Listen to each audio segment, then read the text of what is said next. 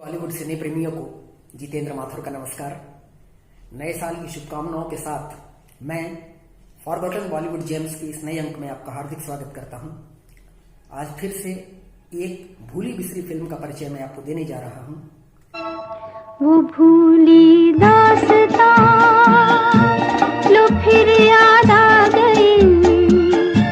पिछले दिनों ही क्रिसमस का त्योहार गया है और यह फिल्म क्रिसमस के दिन से ही संबंधित है।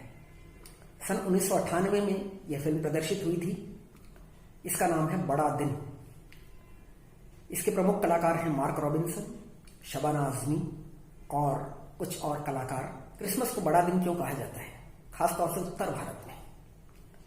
ऐसा इसलिए कहा जाता है मेरे ख्याल से कि यह त्योहार हमारे देश में अंग्रेजों के साथ आया और चूंकि अंग्रेज हमारे साहब हुआ करते थे, इसलिए हिंदुस्तानियों ने बड़े साहब लोगों के त्योहार को बड़ा दिन कहना शुरू कर दिया। बड़ा दिन यानी बड़े लोगों का दिन। बहरहाल ये कहानी एक बहुत ही संवेदनशील कहानी है। इसका समूचा घटनाक्रम क्रिसमस के दिन का ही है और ये कोलकाता शहर में घटित हुई दिखाई गई है। शबाना आजमी जैसी बड़ी अभिनेत्री ने इसमें एक बहुत प्रमुख भूमिका निभाई है और इसका निर्देशन किया है बांग्ला फिल्मों के अत्यंत प्रतिष्ठित निर्देशक अंजन दत्त ने। फिल्म का गीत संगीत भी अत्यंत मधुर है और इसका एक गाना सुनो जरा अपने समय में जब ये फिल्म प्रदर्शित हुई थी चार्टबस्टर हुआ करता था। इसके बावजूद यह फिल्म आज एक भूली बिसरी फिल्म ही है। लोगों को याद भी नहीं कि कभी ऐसी कोई फिल्म बनी हुई थी। यह फिल्म संवेदनशील लोगों के लिए है, जिनका दिल दूसरों के लिए धड़कता है, जो दूसरों के गम को अपना गम समझते हैं। ये कहानी है दो लोगों की। एक है डेविड, जिसकी भूमिका मार्क रॉबिन्सन ने निभाई है। दूसरी है लिलियन, जिसकी भूमिका शबाना आजमी ने निभाई है। डेविड किराएदार है, लिलियन मकान मालकिन है और इन दोनों में जो चीजें कॉमन है वो एक तो ये कि ये दोनों अकेले हैं, इनका अपना कोई नहीं, न डेविड का न लिलियन का। दूसरे कि ये जिंदगी से हारे हुए हैं, बहुत गम दिए हैं, बहुत जख्म दिए हैं, इनकी जिंदगी नहीं है।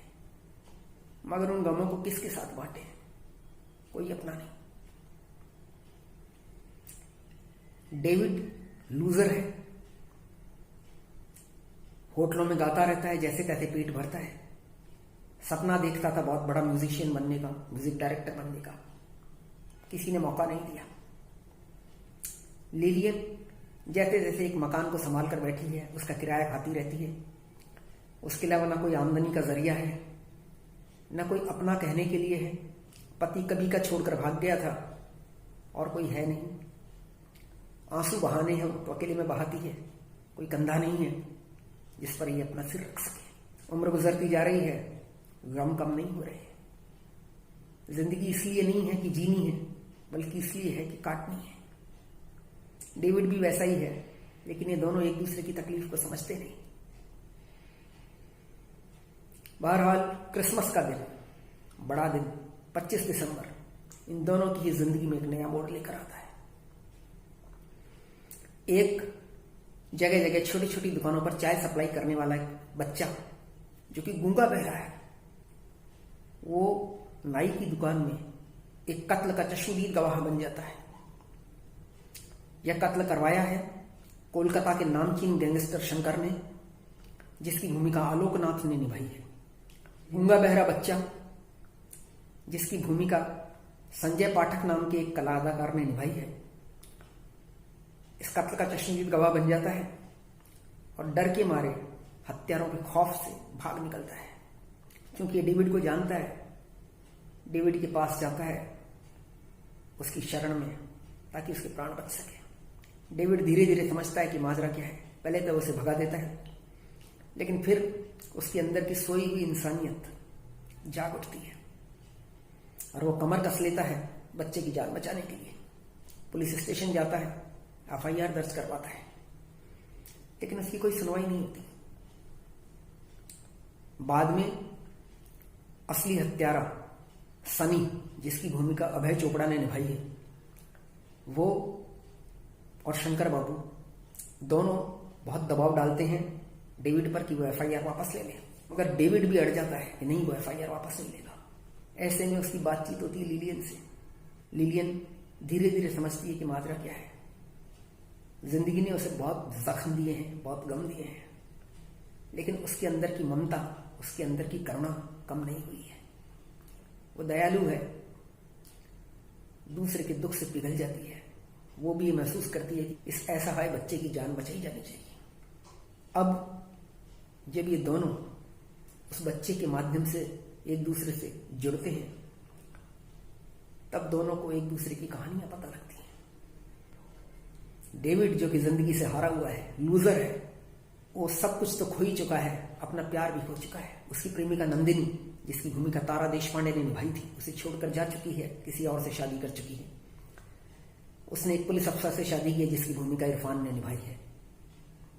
डेविड अकेला रह जाता है, अपनी सलीब अपने कंधों पर ढोता हुआ, एक झूठी उम्मीद में, एक दुराशा में जीता हुआ कि कभी तो दिन बदलेंगे। और लिलियन जब डेविड उसके जख्मों को कुरेदता है, तो उनके अंदर भरा हुआ मवाद फूट कर निकलता है।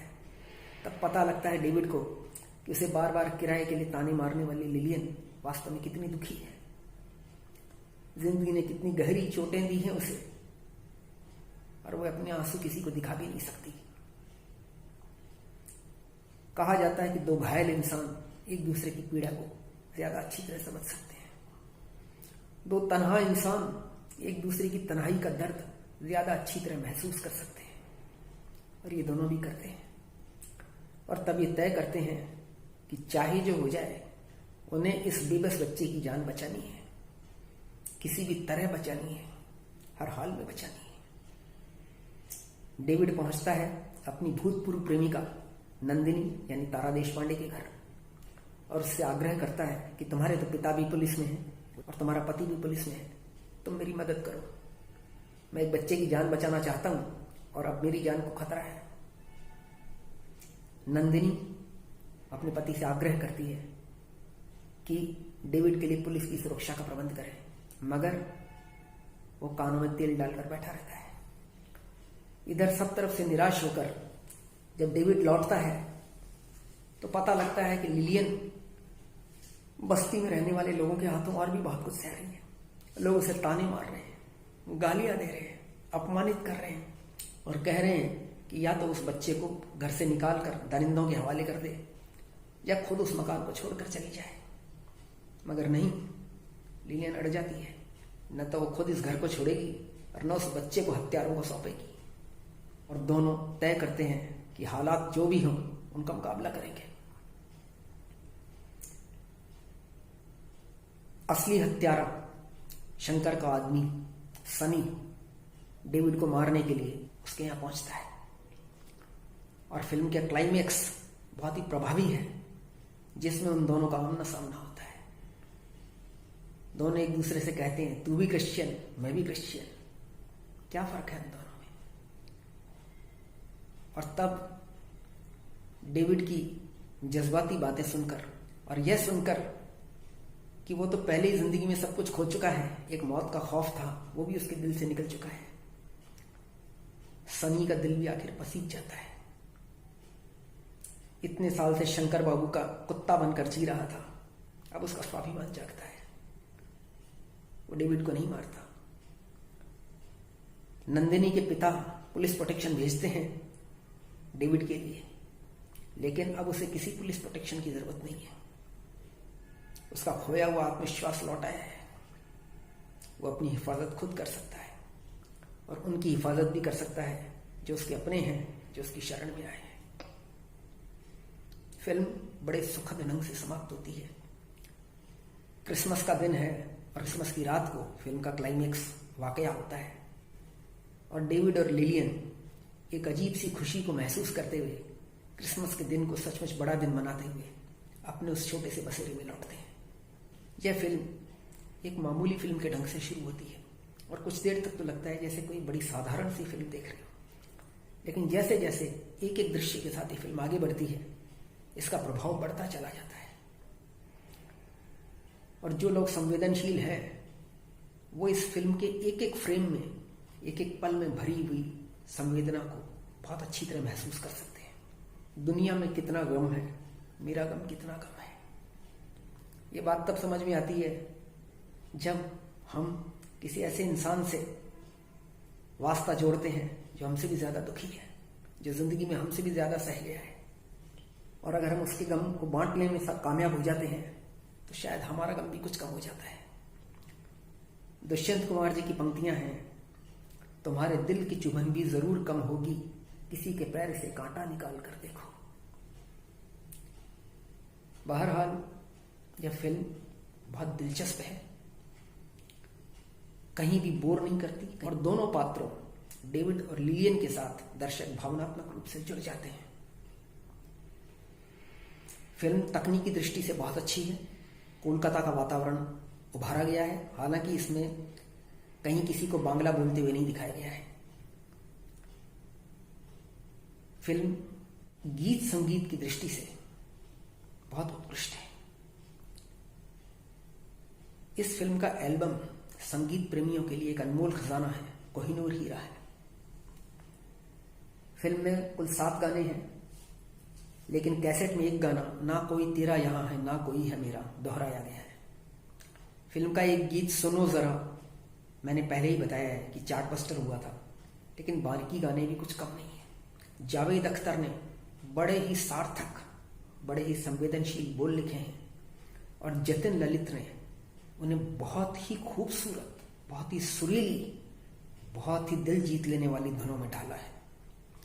एक गीत ऊंचे नीचे पर्वतों के साये में है गांव, इस फिल्म में नहीं रखा गया है, वो केवल एल्बम में है।